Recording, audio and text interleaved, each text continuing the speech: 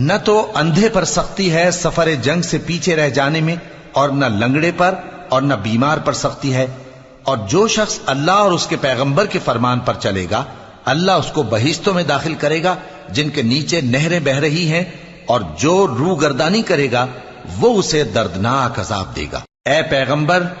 جب مومن تم سے اس درخت کے نیچے بیعت کر رہے تھے تو اللہ ان سے خوش ہوا، اور جو صدق و خلوص ان کے دلوں میں تھا وہ اس نے معلوم کر لیا تو ان پر تسکین نازل فرمائی اور انہیں جلد فتح عنایت کی، اور بہت سی غنیمتیں وہ آئندہ بھی حاصل کریں گے،